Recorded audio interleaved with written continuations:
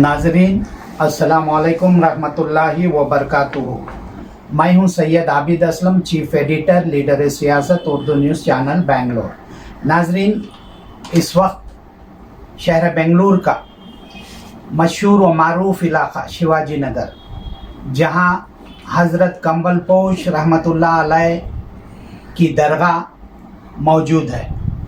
इस दरगाह और मस्जिद कमेटी का इंतखाबात होने जा रहे हैं। ये इंतखाबात 26 दिसंबर बरोज़ा इतवार सुबह 10 बजे से शाम 5 बजे तक यहाँ पोलिंग जारी रहेगी। इस मौके पर शहर बेंगलुरु के एक मारूफ शख्सियत जिनका नाम मुनीर अहमद शरीफ है, ये आज़ाद उम्मीदवार की हैसियत से इस इलेक्शन में हिस्सा ले रहे हैं। आइए हम इनसे पूछते हैं, जनाब मुनीर अहमद शरीफ साहब, आप ये इलेक्शन में पहली बार हिस्सा ले रहे हैं या इससे पहले भी आप मुंतखब होकर इस कमेटी में गए हैं?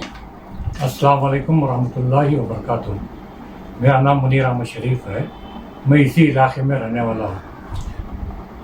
पिछले इलेक्शन में 2014 में जब इलेक्शन हुआ था, तब मैं एक सेक्रेटरी की हैसियत से कंटेस्ट किया था और मैं कामयाब भी हुआ था।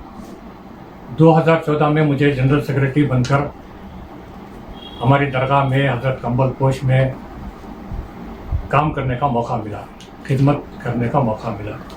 हम लोग बहुत खूबी से ये काम कर रहे थे। हम लोगों ने, जब मैं सेक्रेटरी बना था तब हमारे पास पैसा नहीं था। 5 साल 2 महीने मेरे पहले 5 साल 2 महीने एजाज अहमद साहब KS थे। जब हम इलेक्शन जीत कर आए थे तो हाई कोर्ट के डायरेक्शन पर इलेक्शन हुआ था। जब मेरा नाम उसमें इलेक्शन वोटर लिस्ट में था तो मैं आकर कॉन्टेस्ट किया था, तो मुझे कामयाबी मिली थी। जब हम आके बैठे तो हमारे पास कोई भी जरिया नहीं था। जब एजाज अहमद वहाँ पे निकले तो 1,36,800 रुपये बैंक में रखे थे। तो हम बैठने के दूसरे दिन वहाँ पे सैलरी देना था, तो उस सैलरी में हमने 1 लाख रुपए देना पड़ा था। तो लाइट की बिल 21,000 थी। उसके बाद हमारे पास सिर्फ 10,000 रुपये बचे थे। उसके बाद हम लोगों ने बैठकर बहुत सारे काम किए। किराएदार जो वहाँ पे थे वो किराया बहुत कम दे रहे थे और बहुत कम देकर बहुत सालों से बाकी थे। उन किराएदारों को बुलाकर हमने बातचीत की। उसके बाद जो आदमी 700 रुपये दे रहा था, जो 15 साल से भाड़ा नहीं दे रहा था, हमारी कमेटी में हमें बुलाकर बातचीत करने के बाद वो दुकान का भाड़ा हमें 14,000 किया। उसके बाद ऐसे ही 3-4 दुकानों का हमें बुलाकर बात कर भाड़ा बढ़ाए।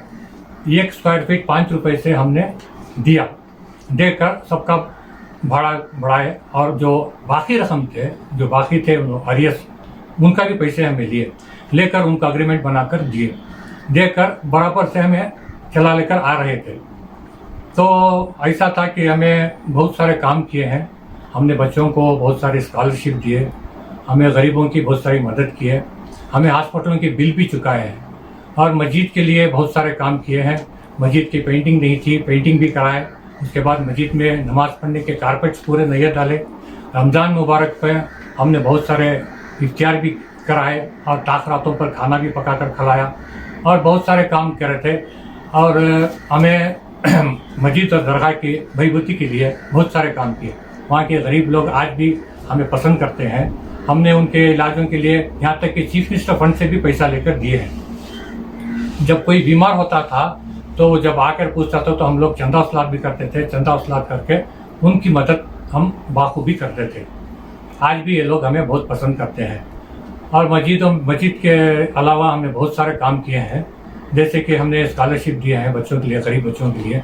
कम से कम 200-300 बच्चों के लिए स्कॉलरशिप देते थे। तो पिछले हो रहा है हज़रत कंबलपोश बाबा का। इस बार हमने क्या कि देखा है, अजीब और गरीब इलेक्शन देखे हैं। इस बार हमारे नाम पूरे निकाल दिए गए थे। एक साजिश के तहत हमारे नाम पूरे निकाल दिए गए थे। पिछले जब 2014 में इलेक्शन हुआ था हाईकोर्ट के डायरेक्शन के बराबर, तो 2,500 लोग के करीब वोटर्स थे। और इस बार मालूम नहीं अचानक हमारे रोड पे से पूरे रोड के नाम निकाल दिए, दूसरे 2-3 गलियों के नाम निकाल दिए और वो पूरे लिस्ट में से निकाल कर 1311 आदमी का नाम वोटर लिस्ट में लाकर खड़ा कर दी। जब हमने जाकर देखा तो हमारा नाम नहीं था, तो हम लोग जाकर ऑब्जेक्शन डाले। मैंने ऑब्जेक्शन बोर्ड में भी डाला और इलेक्शन कन्वेनर के पास भी डाला। तो वो कहने लगे तुम्हारा नाम नहीं आ सकता, तुम्हारा एरिया नहीं आता। तो मैंने कहा कि हाई कोर्ट जब डायरेक्शन देके हमें 2014 में इलेक्शन हुआ था, जब मैं जनरल सेक्रेटरी के रूप में मैं मुनक़िद हुआ था, तो जब कोई ऑब्जेक्शन नहीं था, तो वो कहने लगे तो तुम जाकर हाई कोर्ट से ही आर्डर लेके आओ, कोर्ट से जाकर आर्डर लेके आओ। तो मुझे मजबूरन कोर्ट जाना पड़ा। जाकर कोर्ट में मैंने अर्जी दाखिल की और हाई कोर्ट ने मुझे आर्डर दिया कि तुम खड़ सकते हो। अच्छा मुनीर शरीफ साहब, अब इस वक्त वोटर्स कहते हैं, इस वक्त वोटर इनके लिस्ट में 1311 अधिकारी, अच्छा, लेकिन बहुत सारे लोग आकर शिकायत कर रहे हैं कि हमारा नाम वोटर लिस्ट में नहीं है। तो अब हम वो कहते हैं कि अब हम कुछ भी नहीं कर सकते। अच्छा, अब आपको इलाके कौन से आती हैं इलेक्शन में? इलेक्शन में देखो हमारा 11 स्ट्रीट आता है, 12 street, 13 street, HKP road compound आता है, टिम्बर रोड आता है, RK अपार्टमेंट्स के अभी भी नया आया हुआ है। पहले RK अपार्टमेंट्स हमारी लिस्ट में नहीं था, लेकिन अभी नया तैयार होकर है, इसलिए उन्होंने वो भी डाल दिया है।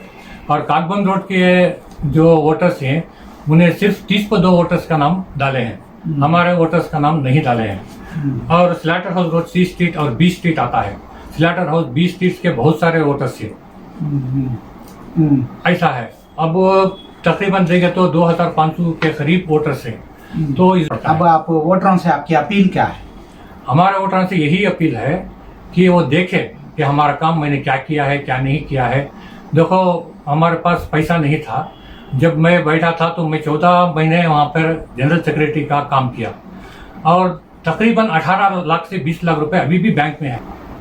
इस तरह से चल रहा है। अच्छा, आपके परेड में किराए कितने आते थे? हमारे परेड में हमें जब पहुंचे तो हमें जाको बैठ को जब किराए बढ़ाने के बाद तकरीबन 3 लाख 3.5 लाख रुपए किराया आना शुरू महाना। अच्छा, ऐसा होता है। प्रॉपर्टीज क्या क्या है कंबल पोश के? कंबल पोश की प्रॉपर्टी जो है कम से कम 3.5 एकड़ की प्रॉपर्टी है। अच्छा, इसमें बहुत सारे दुकान हैं, मेरा ख्याल से 70-80 दुकान है, 110 घर है। अच्छा, ये गरीब लोगों के घर इतने खराब हैं, टूटे फूटे घर हैं, पानी चीता है, वो लोग आकर शिकायत भी करते हैं। हमने आज तक उनके किराए नहीं बढ़ाए क्योंकि वो बड़ी गरीबी हालत में रहते हैं। हमारा प्लान था कि उन्हें एक थोड़ी सी जगह खाली है वहाँ पे पीछे 7,000 स्क्वायर फीट जगह खाली है।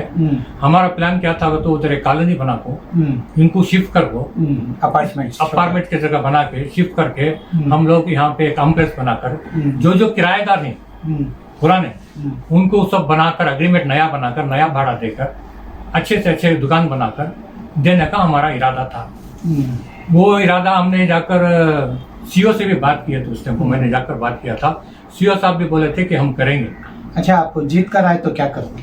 अभी जीत कर आए तो अभी इलेक्शन क्या होता है क्या नहीं होता ये तो मालूम नहीं है, लेकिन अगर से मैं जीत कर आऊंगा तो गरीबों के लिए मैं खास तौर से बहुत सारे काम करूंगा।